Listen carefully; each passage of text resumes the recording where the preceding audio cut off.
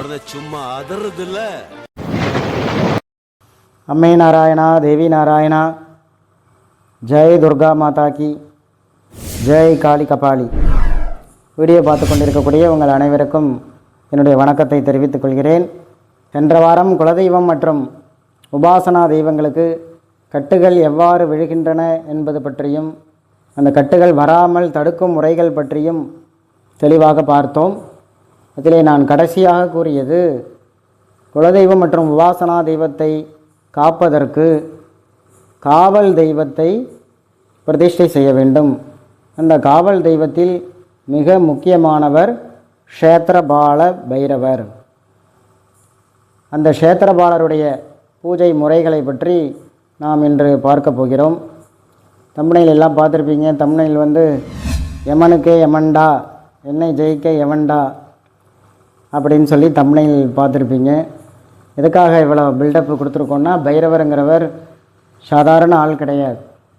இந்த க்ஷேத்திரபால பைரவர் என்பவர் அதீத சக்தி வாய்ந்தவர். இவரை ஜெயிப்பதற்கு எந்த ஒரு சக்தியும் கிடையாது. அதனால தான் கேரளத்திலே எல்லா கோவில்களிலும் காவல் தெய்வமாக இந்த க்ஷேத்திரபாலர் இருப்பார். அது பெருமாள் கோயிலாக இருந்தாலும் சரி, சிவன் கோயிலாக இருந்தாலும் சரி, அம்பாள் கோயிலாக இருந்தாலும் சரி, எந்த கோயிலாக இருந்தாலும் அந்த கோயிலிலே இந்த க்ஷேத்திரபாலர் வழிபடப்படுவார். இந்த க்ஷேத்திரபாலர் காவலிலே உள்ள கோயில்களை எந்த ஒரு துஷ்ட மந்திரவாதியாலும் கட்ட முடியாது. இந்த க்ஷேத்திரபாலர் மிகவும் சக்தியுடன் அந்த இடத்தில் இருந்தால் அந்த கோயிலுக்கு தீங்கு இணைக்கக்கூடிய எதிரிகள் அடியோடு அழிந்து விடுவார்கள். இது சத்தியம். அதனால் இந்த க்ஷேத்திரபாலனுடைய தாந்திரீக பூஜையை உங்களுக்கு நான் இப்போ சொல்லிக் கொடுக்க போகிறேன். இது எல்லாருக்கும் பயன்படாட்டியும் அதிகபட்ச மக்களுக்கு இது கண்டிப்பாக பயன்படும். உபாசனை செய்பவர்கள் மற்றும் குலதெய்வத்தை பாதுகாக்க வேண்டும் என்று நினைப்பவர்களுக்கு, கோயில் வைத்திருப்பவர்களுக்கு இந்த பூஜை நிச்சயமாக பயன்படும் என்பதில் சிறிதளவும் ஐயமில்லை. க்ஷேத்திரபாலர் பூஜையை பார்க்குறதுக்கு முன்னாடி வழக்கம் போல் சில கமெண்ட்டுகளை பார்த்துட்டு வந்துடுவோம். போன வாரம் நல்ல வீடியோ தான் போட்டிருக்கோம். சரி, நம்மளுக்கு யாரும் எந்த பேட் கமெண்ட்டும் பண்ண மாட்டாங்க அப்படின்னு நினச்சிக்கிட்டு செல்ஃபோனை எடுத்து பார்த்த உடனே ஒரு பெரிய அதிர்ச்சி. என்னென்னா, முதல் கமெண்ட்டே வந்து ஒரு பேட் கமெண்ட் ஒருத்தவங்க போட்டிருக்காங்க. என்ன போட்டிருக்காங்கன்னா, எதற்காக அப்படி ஒரு தம்ப்நெயில் போடணும்? வியூஸுக்காகவா? மக்களுக்கு நன்மை செய்யதானே யூடியூப் சேனல் வச்சுருக்கீங்க, வந்த உடனே சம்பாதிக்க வேண்டுமா? வார்த்தையில் மட்டும்தான் நன்மை தருகிறது, மனதிலும் உண்மை இருக்க வேண்டும். வீடியோவுக்கு சம்பந்தப்பட்ட தலைப்பை மட்டும் கொடுக்கவும். தலைப்பை பார்த்து பார்ப்பவர்களை கோபம் கொள்ள வைப்பது உங்களுக்கு கர்ம வினையை தரும் அப்படின்னு போட்டிருக்காங்க. ஆக மொத்தம் ஏதாவது திட்டணும் அப்படிங்கிறது இவங்களுடைய நோக்கம். பரவாயில்ல, ரொம்ப சந்தோஷம். காலையில என்ன விளையாட்டு காட்டுறாங்க, எப்படி எல்லாம் சோதிக்கிறாங்க, பொழுது விடிய விட மாட்டேங்கிறாங்களே ஐயா. அடுத்தது பார்த்தீங்கன்னா, இன்னொருத்தர் நம்ம சேனலில் உள்ள எல்லா வீடியோக்களையும் ஆரம்பத்துலேருந்து பார்த்து கொண்டு வருகிறார். எல்லாத்துக்கும் நல்ல கமெண்ட் போட்டிருக்கார். திடீர்னு பார்த்தீங்கன்னா, உன்னுடைய வார்த்தையோ அல்லது உன்னுடைய எழுத்தோ சிவனை தூற்றுவதாக இருந்தாலும் அது சிவனை நிந்திப்பதாகவே அமையும். என்னங்க சொல்லியிருக்காரு? என்னன்னு ஒன்றுமே புரியலையே. என்னங்க எனக்கு ஒன்றுமே புரியல. அதுதானப்பா எனக்கும் புரியல. உங்களுக்கு எதுவும் புரியுதா? உண்மையை ஆராயாமல் உண்மையை மறைத்து கொண்டு நான் அப்படி சொல்லவில்லை, குடத்தில் அடைப்பேன் இப்படி சொன்னேன் என்று வீடியோ போட தேவையில்லை. யாரும் உங்களிடம் மாந்திரிகத்தை பற்றி கூறும் என்று சொல்லவில்லை. நீயாக வந்து வீடியோ போட்டுக்கொண்டு இப்படி பேசுவது முறையில்லை. வீடியோவின் தலைப்பை வித்தியாசமாக போட வேண்டாம் அப்படின்னு போட்டிருக்கார். யாரும் உங்கள்கிட்ட வந்து மாந்திரிகத்தை பற்றி எதுவும் கேட்கல, நீயா வீடியோ போட்டுக்கிட்டு இருக்கேன்னு சொல்லியிருக்கார். ரொம்ப நேரம் நல்லா பேசிக்கிட்டாரையா. நான் வந்து எல்லா வீடியோவிலையுமே யாராவது ஒருத்தர் கேட்ட கேள்வி சம்பந்தமாக தான் நான் வீடியோ போட்டுக்கிட்டு இருக்கேன் இது வரைக்கும். அது உங்கள் எல்லாருக்கும் தெரியும். யாருக்கும் தேவையில்லாமல் நானே ஒரு சேனல் ஆரம்பித்து வச்சுக்கிட்டு நானே இஷ்டத்துக்கு வீடியோலாம் போட்டுக்கிட்டு இல்லை. வேறு எதுவும் பேட் கமெண்ட்லாம் வரலை. இந்த 2 பேர் மட்டும்தான் இந்த மாதிரி சொல்லியிருந்தாங்க. மீது எல்லோரும் நிறைய பேர் இந்த வீடியோவை பார்த்து விட்டு ரொம்ப பாராட்டி இருந்தீர்கள்.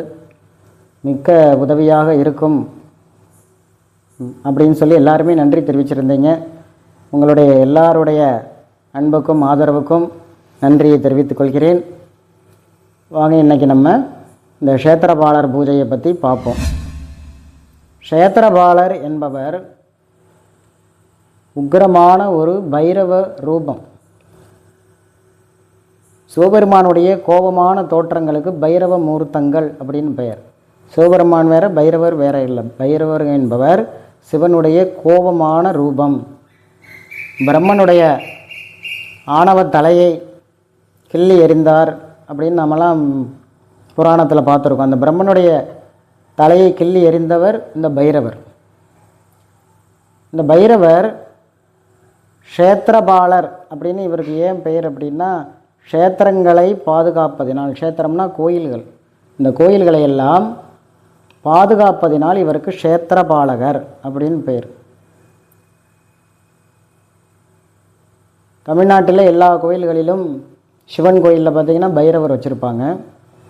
கேரளாவில் எல்லா கோயில்களிலுமே க்ஷேத்திரபாலர் அப்படின்னு சொல்லிட்டு ஒரு சிவலிங்கம் மாதிரியான அமைப்பு ஈசானிய மூலையில் வச்சுருப்பாங்க. சிலையாக வச்சுருக்க மாட்டாங்க, சிவலிங்கம் வைத்திருப்பார்கள். உடைய குலதெய்வம் மற்றும் உபாசனா தெய்வத்தை பாதுகாப்பதற்கு நீங்கள் இந்த க்ஷேத்திரபாலர் பூஜை செய்தால் ரொம்ப நல்லது. அந்த க்ஷேத்திரபால பூஜை எப்படி செய்யலாம் அப்படிங்கிறத இப்போ பார்ப்போம். இந்த க்ஷேத்திரபால பூஜை செய்கிறதுக்கு நம்மளுக்கு இந்த மாதிரி எந்திரம் செஞ்சு வச்சுக்கோங்க. ஒரு கெட்டி செப்பு தகடு இல்லை, இது வரும் கெட்டி செப்பு தகடு, வளையாமல் கெட்டியாக உள்ளது. இதை மிஷினில் கொடுத்து பிரிண்ட் போட்டு நீங்கள் ஒரு எந்திரம் ரெடி பண்ணி வச்சுக்கணும். இந்த க்ஷேத்திரபாலருடைய எந்திரம். இந்த க்ஷேத்திரபாலரை 3 வகையில் நீங்கள் ஆராதனை பண்ணலாம். எப்படி அப்படின்னா, லிங்க சாபிதம், கேரளாவில் உள்ள கோயில்களில் உள்ள மாதிரி நீங்கள் ஒரு லிங்க வடிவத்தில் ஸ்தாபிதம் பண்ணி வச்சுக்கலாம். திரிசூல வடிவத்தில் ஸ்தாபிதம் பண்ணி வச்சுக்கலாம். 3வது இந்த எந்திர வடிவத்தில் நீங்கள் ஆவாகனம் பண்ணி தனியாக யாருக்கும் தெரியாமல் பூஜைகள் பண்ணிக்கிட்டு வந்தீங்கன்னா உங்களுடைய உபாசனா கோயிலை அல்லது குலதெய்வ கோயிலை யாராலும் ஒன்றும் செய்ய முடியாது. உங்களுடைய குலதெய்வ கோயிலில் ஏற்கனவே இந்த க்ஷேத்திரபாலர் இருக்க மாட்டார். நிறைய கோயிலில் இதெல்லாம் இருக்க மாட்டார். கிராம தெய்வத்து கோயில்களில் இந்த க்ஷேத்திரபாலர் இருப்பது இல்லை. ஆனால் தாராளமாக வைத்து கொள்ளலாம். ஏன்னா இந்த க்ஷேத்திரபாலர் எந்த தெய்வத்துக்கும் எதிரி கிடையாது. எல்லாருக்கும் இவர் ஒத்து போவார். உங்களுக்கு வைக்க பயமாக இருந்துச்சுன்னாக்கா உங்கள் தெய்வத்துக்கிட்ட நீங்கள் உத்தரவு கேட்டுக்கலாம். உத்தரவு கேட்டு இந்தமாரி க்ஷேத்திரபாலரை வைக்கலாமா அப்படின்னு கேட்டுக்கிட்டு நீங்கள் செய்வது ரொம்ப நல்லது. இப்போ இந்த எந்திர பூஜை பற்றி பார்ப்போம். நான் எந்திரம் ஸ்க்ரீனில் தர்றேன். க்ஷேத்திரபாலர் எந்திரங்கிறது ஒரு அறுகோணம் போட்டுக்கணும். அந்த அறுகோணத்தை சுற்றி ஒரு வட்டம், அப்புறம் 8 இதழ் தாமரை, சுற்றிலும் 8 இதழ்கள் போட்டுக்கணும். அப்புறம் பூபுரம்னு சொல்லக்கூடிய இந்த வெளிப்புறத்தில் இருக்கக்கூடிய 4 வாசலுடன் கூடிய அவுட்லைன் எந்த இடத்துல எல்லாத்துலேயும் பார்த்துருப்பீங்க, அதுக்கு பேர் பூபுரம்னு பேர். இதுதான் க்ஷேத்திரபாலர் எந்திரம். இந்த க்ஷேத்திரபாலர் எந்திரத்தில் க்ஷாம் க்ஷீம் க்ஷூம் க்ஷைம் க்ஷௌம் ஷஹ அப்படிங்கிற அக்ஷரங்களை இந்த ஷட்கோணத்தில் எழுதிக்கணும். அதை எழுதிக்கிட்டால் போதும். நடுவில் ஒரு ஓம் மட்டும் போட்டுங்க. சென்டரில் ஒரு ஓம் மட்டும் போட்டுங்க. போட்டுக்கிட்டிங்கன்னா போதும். மீதியெல்லாம் சமஸ்கிருதத்தில் இல்லை ஹிந்தியில் தேவநாகரியில் எழுதணும். அதெல்லாம் உங்களுக்கு கஷ்டமாக இருக்கும். அதெல்லாம் தேவையில்லை. இந்த க்ஷாம் க்ஷீம் க்ஷூம் க்ஷைம் க்ஷௌம் ஷஹ அப்படிங்கிற அந்த 6 அக்ஷரங்கள் சென்டரில் ஒரு ஓம், இதை மட்டும் கரெக்டாக எழுதி இந்த எந்திரத்தில் வச்சுக்கிங்க. அப்புறம் இந்த எந்திரத்தை வைக்கிறதுக்கு அபிஷேகம் பண்ணுற தகடு கடையில் விற்பாங்க. கோமுகி பிளேட்டு கடையில் இருக்கும். அது உங்கள் எந்த சைஸுக்கு தகுந்த மாதிரி வாங்கிக்கிங்க. இப்போ இது 9க்கு 9, 9 இன்ச்சுக்கு 9 இன்ச்சுக்கு 9 இன்ச்சு. இது நீங்கள் 6க்கு 6 வச்சுக்கலாம். சின்னதாக கூட 4க்கு 4 கூட வச்சுக்கலாம். ஆனால் பெருசாக வச்சுக்கிட்டால் நல்லா தெளிவாக பூஜை பண்ண முடியும். அதனால் இது 9க்கு 9 அல்லது 6க்கு 6, இல்லை 1 அடிக்கு 1 அடி கூட. பெருசாக வேணும்னா 1 அடிக்கு 1 அடி நீங்கள் போட்டுக்கலாம். இந்த எந்திரத்துக்கு தகுந்த மாதிரி நீங்கள் இதை வைக்கிற அபிஷேக பிளேட், அந்த கோமிக்கு பிளேட் வாங்கி வச்சு இதுக்கு அபிஷேகம் பண்ணணும்.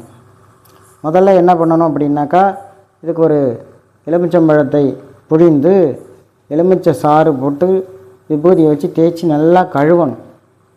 கழுவிட்டு புத்து மண் எடுத்துகிட்டு வாங்க. புற்று, பாம்பு புற்று இருக்கு இல்லையா, இந்த பாம்பு புத்துலேருந்து மண்ணை எடுத்துகிட்டு வந்து ஒரு தண்ணியில் கரைச்சி அதில் இந்த தகட்டை ஒரு நாள் ஃபுல்லாக ஊற போடுங்க.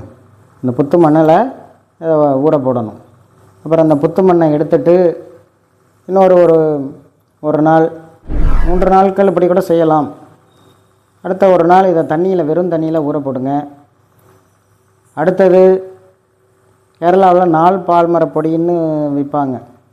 அத்தி பேரால் அப்படின்ட்டு ஆலமரம், அரச மரம், இந்த மாதிரியான மரங்களை தூளாக செஞ்சு நாள் பால்மர பொடி அப்படின்னு விற்பாங்க.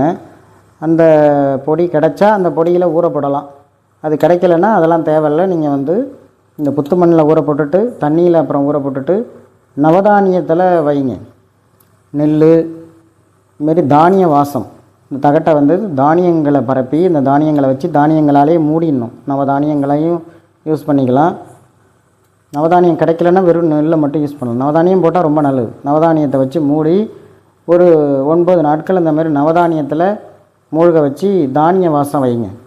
இப்படியெல்லாம் எடுத்துக்கிட்டிங்கன்னா தான் இந்த யந்திரம் நல்ல சக்தி உள்ள யந்திரமாக இருக்கும். அதன் பிறகு மீண்டும் பால், பன்னீர், தேன், மஞ்சள், குங்குமம், விபூதி இதெல்லாம் அபிஷேகம் பண்ணி, எப்படி ஒரு கோயிலில் இருக்கிற சிலைக்கு அபிஷேகம் பண்ணுவாங்களோ அந்த மாதிரி இதுக்கு அபிஷேகம் பண்ணி ரெடி பண்ணி வச்சுக்கோங்க. ஓகேவா? இப்போ வந்து நம்ம பூஜை ஸ்டார்ட் பண்ணுறதுக்கு தேவையான பொருட்கள்லாம் வச்சுக்கணும். பூ வச்சுக்கணும், தண்ணி தீர்த்தம் வச்சுக்கணும், அப்புறம் தூபம் தீபம் வச்சுக்கணும், நைவேத்தியம் வச்சுக்கணும், தேங்காய் பழம், வெத்தலை பாக்கு, இதெல்லாம் தட்சணை, இதெல்லாம் பூஜைக்கு தேவையான பொருட்கள்லாம் வச்சுக்கோங்க. வச்சுக்கிட்டு ஃபஸ்ட்டு எடுத்தவொடனே சுக்லாம்பரதரம் சொல்லி தலையை குட்டிக்கலாம். சுக்லாம்பரதரம் சொல்லி குட்டிக்கணும். சுக்லாம்பரதம் தெரியலன்னா சும்மா விநாயகரை நினச்சி 5 முறை தலையை குட்டிக்குங்க. அடுத்தது பிராணாயாமம் பண்ணணும். பிராணாயாமங்கிறது நாடி சுத்தி பிராணாயாமம் பண்ணிங்க போதும். பூரகம், கும்பகம், ரேஷகம்னு காற்றை இழுக்கிறது, நிப்பாட்டுறது, விடுறது அந்த மாதிரி இல்லாமல் காற்றை இடது பக்கமாக இழுத்து வலது பக்கமாக விடணும். மறுபடியும் வலது பக்கமாக இழுத்து இடது பக்கமாக விடணும். இந்த மாதிரி ஒரு தடவை செஞ்சிங்கன்னா ஒரு செட்டு 1. இதே போல் 3 தடவை செய்யணும். 3 தடவை இந்த நாடி சுற்றி பிராணாயாமம் பண்ணிங்க. இடது பக்கம் காற்றை இழுத்து வலது பக்கம் விடணும், வலது பக்கம் இழுத்து இடது பக்கம் விடணும். இதுபோல் 3 தடவை பிராணாயாமம் பண்ணிக்கிட்டு அடுத்து சங்கல்பம் பண்ணணும். சங்கல்பம் வந்து பூவும் அட்சதையும் கையில் வச்சுக்கிட்டு இந்த வலது பக்கம் தொடை மேலே வச்சுக்கிட்டு சங்கல்பம் பண்ணணும். மம பார்த்த சமஸ்த துரிதக்ஷத்வாரா ஸ்ரீ பரமேஸ்வர பிரீத்தியர்த்தம் ஸ்ரீ க்ஷேத்திரபால பைரவ பிரசாத சித்தியர்த்தம் க்ஷேத்திரபால பைரவ மூலமந்திர ஜபங்கரிஷ்யே அப்படின்னு அட்சதை கீழே போட்டுடணும். இதை தமிழ்லேயே சொல்லிக்கலாம். எல்லாம் அல்ல பரமேஸ்வரனை பிரீத்தி செய்யும் பொருட்டு க்ஷேத்திரபால பைரவரை திருப்தி செய்வதற்காகவும் க்ஷேத்திரபால பைரவருடைய பரிபூர்ண அருள் எனக்கு கிடைப்பதற்காகவும் க்ஷேத்திரபால யந்திர பூஜை மற்றும் மூலமந்திர ஜபம் செய்கிறேன் அப்படின்னு அந்த அட்சதையும் பூவையும் கீழே போட்டுட்டு தண்ணியை தொட்டி கையை தொடச்சிக்குங்க. இதுதான் சங்கல்பம். சங்கல்பம் பண்ண பிறகு அடுத்ததாக நம்ம என்ன பண்ணணும்னு கேட்டிங்கன்னா பீட பூஜை பண்ணணும். அந்த யந்திரம் வைக்க போகிறீங்க இல்லையா, வைக்க போகிற அந்த முன்னாடி ஒரு பெஞ்சு இல்லை பலகைக்கட்டை ஏதோ ஒன்று போட்டுக்குங்க. தரையில் வைக்கக்கூடாது. அதனால் முன்னாடி ஒரு பெஞ்சு இல்லை ஒரு பலகைக்கட்டை போட்டு அந்த பெஞ்சுக்கு ஃபஸ்ட்டு பூவால் அர்ச்சனை பண்ணணும். பீடத்தை அர்ச்சனை பண்ணணும். அதுக்கு பீடசக்தி தேவதைகள் நிறையா இருக்காங்க.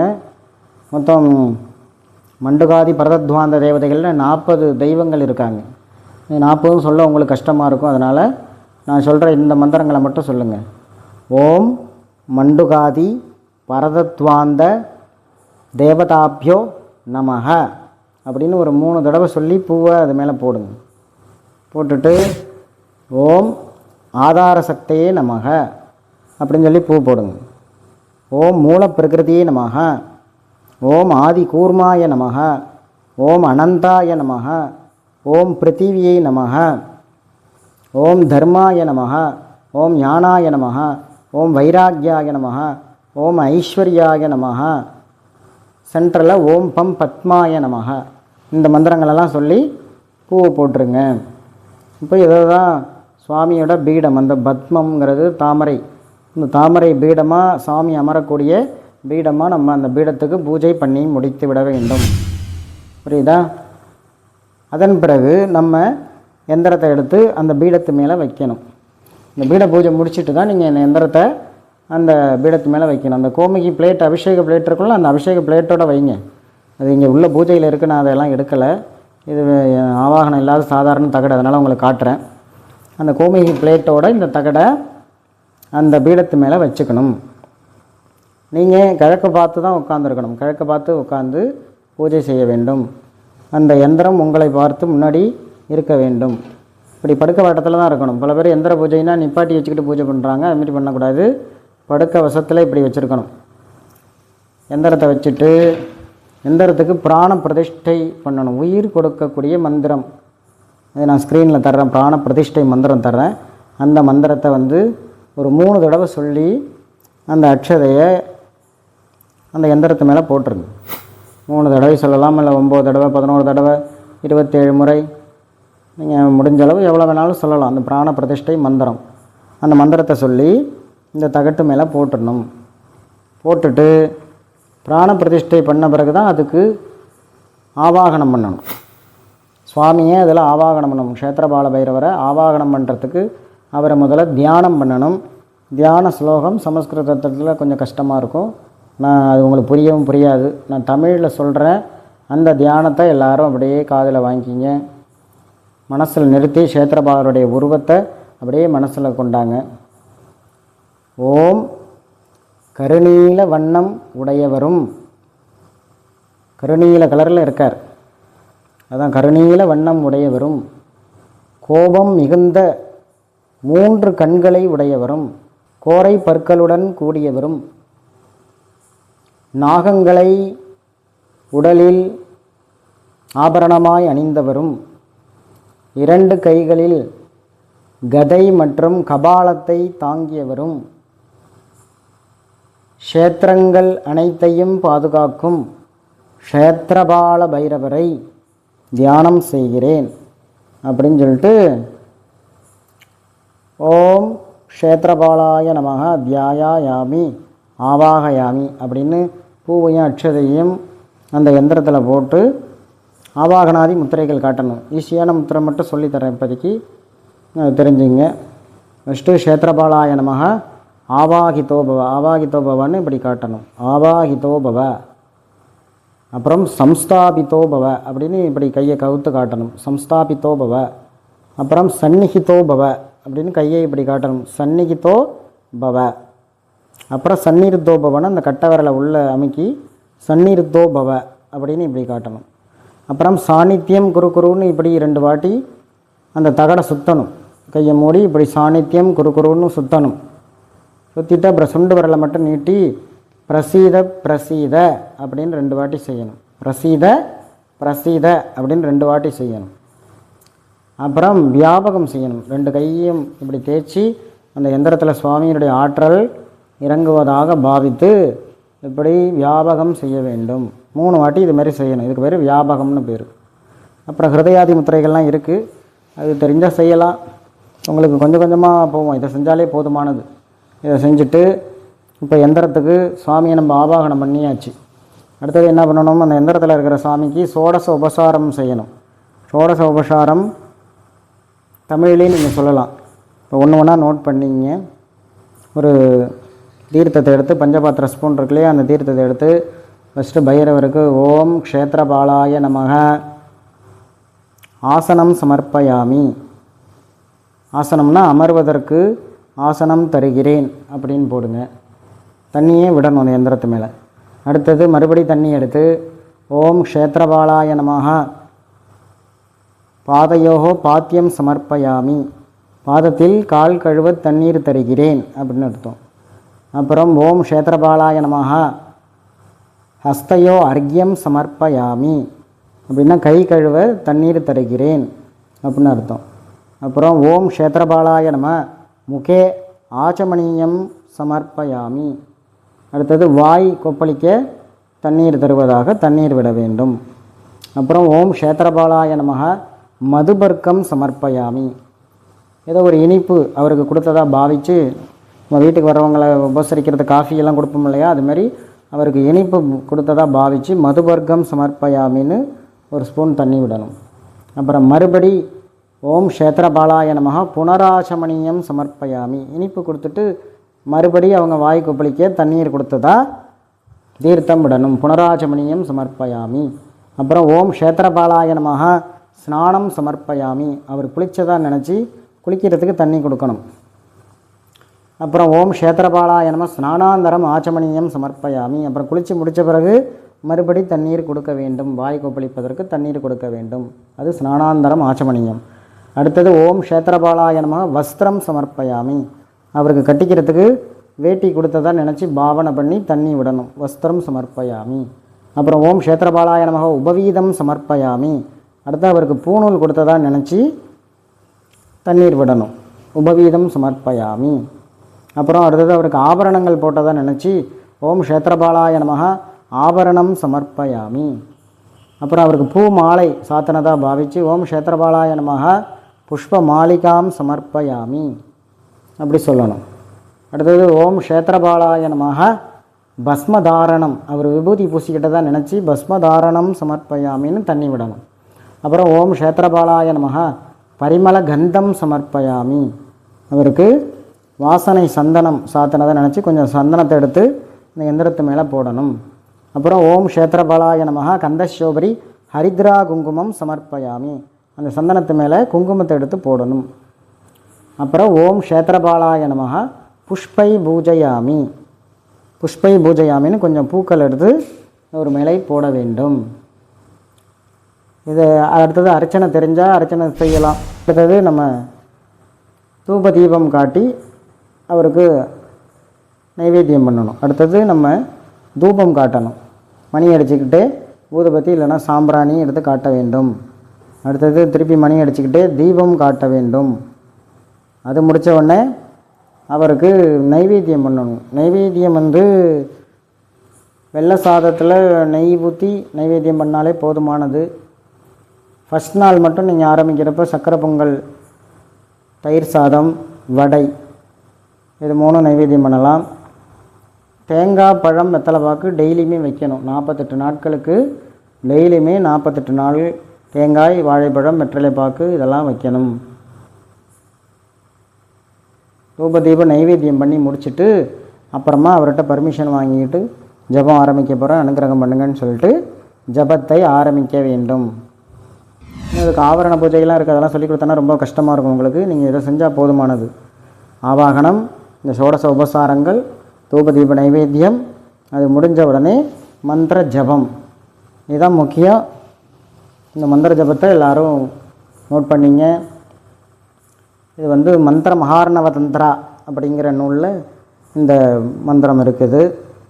அதில் 11வது அத்தியாயத்தில் முதல் சாப்டரே இந்த மந்திரம் தான் இருக்கும். க்ஷேத்திரபால மந்திர பிரயோகம். மந்திர மகார்ணவ தந்திராவில் இருக்குது. இது சமஸ்கிருதம் தெரிஞ்சவங்க அதில் போய் நான் சொல்கிறது சரியாக இருக்கான்னு பார்த்துக்கலாம். சரி, இப்போ ஃபஸ்ட்டு ரிஷி நியாசம். எந்த ஒரு மந்திரத்துக்கும் அதை கண்டுபிடித்து ரிஷியோட நியாசம் பண்ணணும். இந்த ரிஷி நியாசத்தை பார்ப்போம். இப்போ இந்த மந்திரத்தோட ரிஷி பிரம்மா. அதனால் இந்த மிருகி முத்திரை இப்படி பிடிச்சிக்கிட்டு ஓம் அஸ்ய ஸ்ரீ க்ஷேத்திரபால மகாமந்திரஸ்ய பிரம்மா ரிஷி அப்படின்னு உச்சந்தலையில் வைக்கணும். பிரம்மா ரிஷி. அடுத்தது அதே கையை மூக்குக்கும் உதட்டுக்கும் நடுவில் காயத்ரி சந்தகா அப்படின்னு இங்கே தொடணும். மூக்குக்கும் உதட்டுக்கும் நடுவில் காயத்ரி சந்தகா. க்ஷேத்திரபாலோ தேவதா அப்படின்னு க்ஷேத்திரபாலோ தேவதா அப்படின்னு இதயத்தில் வைக்கணும். அடுத்து க்ஷம் பீஜம். க்ஷம் பீஜம்னு மர்மஸ்தானத்தில் கையை வைக்கணும். க்ஷம் பீஜம். அடுத்தது லஹ சக்தி. லஹ சக்தின்னு 2 பாதத்துலேயும் கையை வைக்கணும். லஹ சக்தி அப்படின்னு வச்சுட்டு க்ஷேத்திரபால பிரசாத சித்தியர்த்தே ஜபே விநியோகம்னு உடம்பு முழுக்க இப்படி தடவணும். க்ஷேத்திரபால பிரசாத சித்தியர்த்தே ஜபே விநியோகம் அப்படின்னு உடம்பு முழுக்க கைகளால் அப்படி தடவிக்கணும். புரிஞ்சுதா? இது ரிஷி நியாசம். அடுத்தது கரநியாசம் பண்ணணும். கரங்களை மந்திரமயமாக மாற்றணும். அது கரநியாசம்னு பேர். அதுக்கு நான் ஸ்க்ரீனில் மந்திரம் கொடுக்குறேன், நீங்கள் பார்த்துங்க. ஷாம் அங்குஷ்டாபியாம் நமஹ, க்ஷீம் தர்ஜனிப்யாம் நமஹ, க்ஷோம் மத்தியமாபியாம் நமஹ, க்ஷைம் அனாமிகாபியாம் நமஹ, க்ஷௌம் கனிஷ்டிகாபியாம் நமஹ, க்ஷஹ கரதல கரப்ருஷ்டாபியாம் நமஹ. இது 6 மந்திரங்களால் கரத்தை சுத்தம் பண்ணிக்கணும். இது கரநியாசம். இதை திருப்பி திருப்பி ப்ளே பண்ணி பார்த்து இந்த கரநியாசத்தை கற்றுக்குங்க. அடுத்தது ஹிருதய நியாசம் அல்லது அங்கநியாசம்னு பேர். அது பண்ணணும். அதுக்கு ஹிருதய முத்திரை, இந்த கட்டை விரலை மோதிர விரலுக்கு நடுவிரலுக்கு நடுவில் இப்படி இருக்க மாதிரி வச்சுக்கிட்டு, இது ஹிருதய முத்திரை. இந்த முத்திரையால் ஷாம் ஹிருதயாய நமஹ அப்படின்னு ஹிருதயத்தில் கையை வைக்கணும். அப்புறம் இந்த 2 விரல் கட்டை விரல் ஆள்காட்டி விரலை வச்சுக்கிட்டு க்ஷீம் சிரசே ஸ்வாகான்னு நெத்திக்கு மேலே கையை வைக்கணும். க்ஷீம் சிரசே ஸ்வாகா. அப்புறம் இந்த கட்டை விரலால் ஷூம் ஷிகாயி வஷட்டு அப்படின்னு பின்னாடி குடுமி இருக்கிற இடத்துல கையை வைக்கணும். ஷூம் ஷிகாயி வஷட்டு.